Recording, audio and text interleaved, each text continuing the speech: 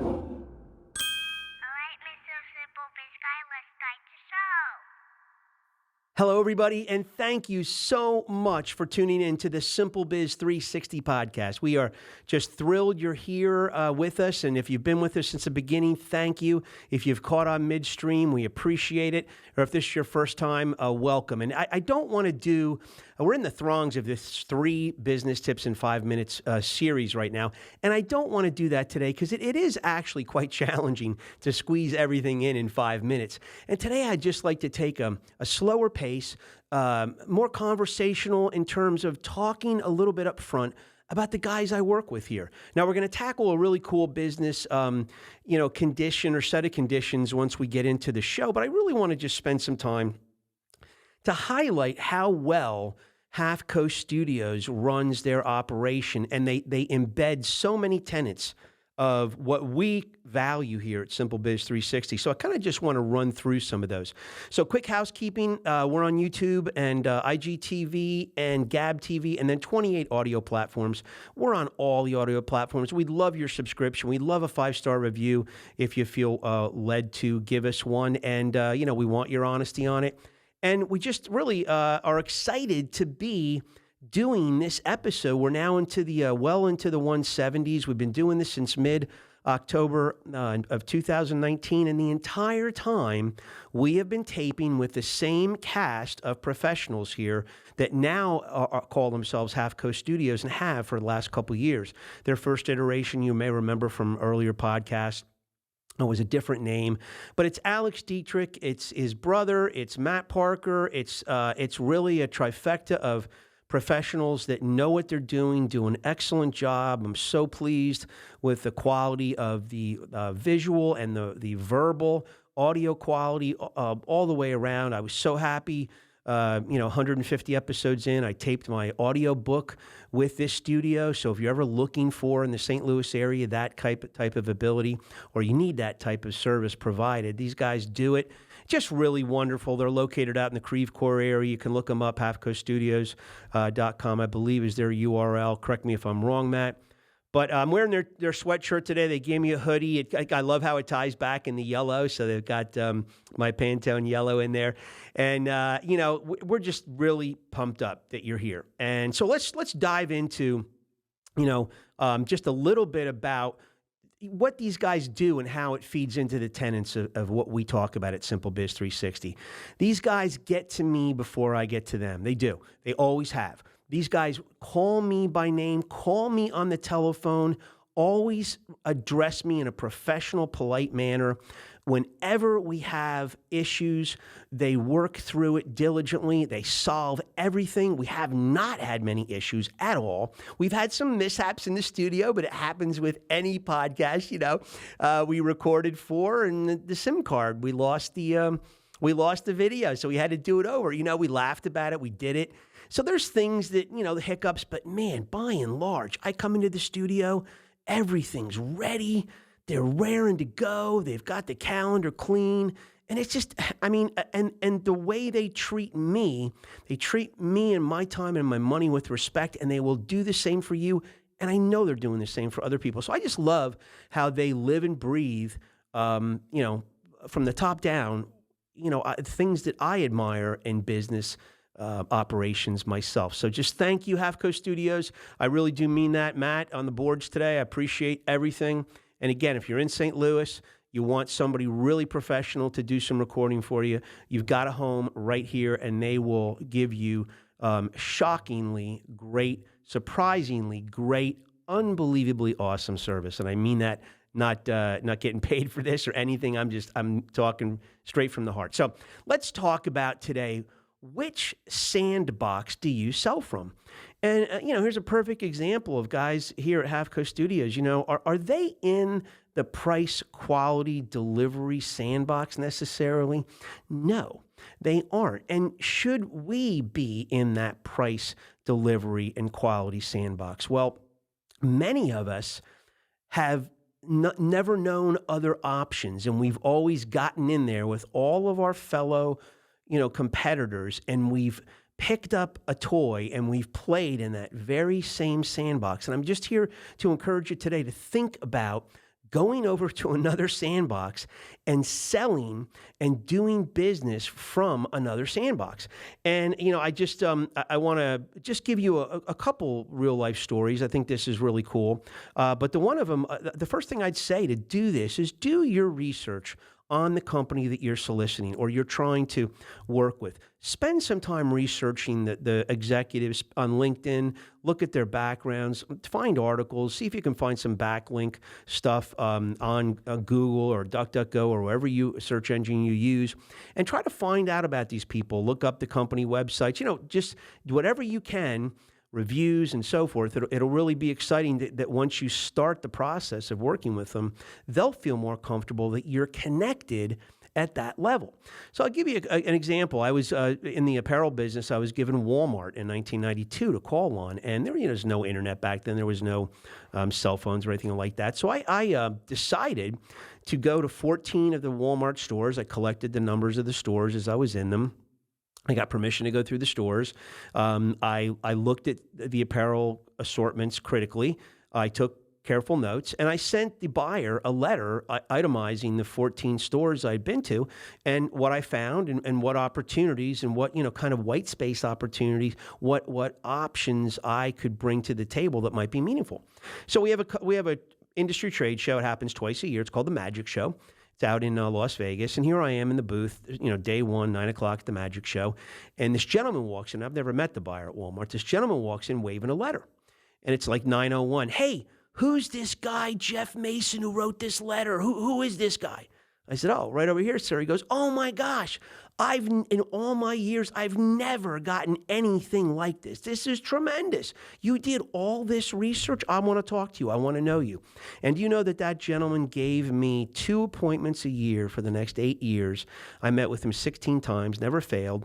We did a big test run together, got $1 million order as a test, and I did not get the final deal, which was 1.3 million pairs of pants. So I missed out by a quarter. But those things happen, right? But, he just was really pleasantly surprised about the way we went about doing that. And so I just want to say, do your research up front with the company. It'll allow you to establish that you're not in that little sandbox playing in that price, quality, and delivery zone all the time, right? Second thing is use effective probing questions. Really find out what these buyers and what these companies dislike about their current services. I've always also just really appreciated finding out what they like, because I want to know what rings their bell. And so I always did ask, hey, what do you like about the services you currently get? Because I do like to hear that. And then, hey, what do you dislike? And then, this may sound silly, but it's a question you've heard me mention over and over. Hey, if you have a magic wand, if you could, change something with the service you get provided, or change things with the services you get provided, what would those things be? And they'll give you the ammunition you need, to load, your, assets, your bag, your briefcase with to come and do business with them. So just let them tell you what they need. But those probing questions just help out so well. And then make your presentation tailored to how you'll solve what they don't like and what they want to change. If you can give them everything they want, and you can address those things they dislike about the current services they get, and you can find some other things to talk about and focus on that are different from the price, quality, and delivery. Believe it or not, these buyers want to hear it, because many, many, many times their aggravations do not stem from price, quality, and delivery issues. They stem from failure of communication, failure of follow-through, failure of follow-up, failure of honesty, integrity. They've got to, do the red zone tug all the time, which you've ever heard us talk about that. It's where they have to tug you along to get the ball over the goal line and finish the job. Nobody wants to do that, right? So these kinds of things are there. So, that's the third tip. And a bonus suggestion on this would be to highlight the benefits of what they'll receive. If they've got issues with communication, and through probing questions, you find out that their current vendors don't get back to them in a timely manner. Their information is sketchy. It's cryptic. They don't understand some of this stuff. The salesperson or account manager uses acronyms. They don't understand the acronyms. Blah blah blah blah blah. It goes on and on and on. Right? What the benefits of trying to give that buyer less aggravation, that's the benefits they want to hear. They don't want to hear price, quality, and delivery. They want to hear you address some of their needs. So, a quick example, if they dislike poor communication from their current vendor, then just find out what they dislike about the communication they're getting. If they say that, have them spell it out. My guess is that when, what they'll do is they'll probably tell you that they're getting their time wasted. It hinders their productivity. It causes them to backpedal, and many things I mentioned a few minutes ago. So if you've never asked probing questions, ask them. It unlocks the key to be able to go and shift to a different sandbox and sell from that benefit sandbox and what you can deliver to them and how they feel. We're in this experience economy. This experience economy is centered around how we do business, and it overrides what we do in many, many, many cases. So they're getting aggravated on a daily basis in terms of how. That's where they're finding their angst. How are these vendors providing services for us? It's not so much the services, it's the how. So just, see if you can hone in on that, and just, if you can really effectively find ways to hop in this other sandbox, you'll look unique. Just by nature, you'll look unique. You'll stand out. You will be an easier selection in their mind because you're identifying yourself as somebody that's addressing their needs, and you're different. Your pitch sounds different. Your storyline sounds different. You don't sound disingenuous. So I'm telling you, so many vendors in that price, quality, and delivery sandbox, it just all sounds like a bunch of crap, excuse my language. They're telling the buyers what the buyers want to hear. And it's not even what the companies are capable of doing. So, make sure you lace it with integrity, but man, hop in that other sandbox. I'm telling you, the world is a stage if you do so. I was taught that in 1985, and I've been living that ever since. And it's been a remarkable, remarkable lesson. So, with that being said, we always love to, focus on the deck building community. Nothing against deck builders. As I said, I've had 2 great decks built. I've had, a couple other disasters, but we don't sit around the backyard barbecues talking about the galvanized hardware and the stain and the mitered corners and what excellent step width. No, we're talking about, these people are so aggravating. They don't get back to us. They don't have any, their voice message is full. They disappear after 4 hours. They never come back. They skip days. They take 6 weeks instead of 3. That's what we talk about at the barbecues. So they're talking about the how and not the what. So just see if you can grab onto that, and we invite you to join the empty sandbox. Maybe one other competitor in there sometimes. The other 8 are in that price, delivering, quality sandbox. So enough said on that. Hey, last week we did a rock and roll song, a piano version of a Boston tune, where today we're going to do an authentic Boston tune coming to you from 1976.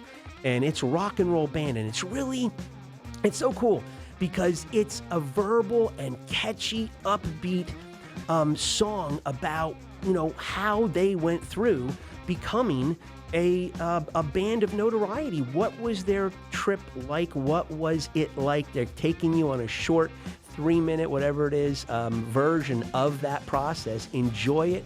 Boston, 1976. And as always, we will see you in 168 hours.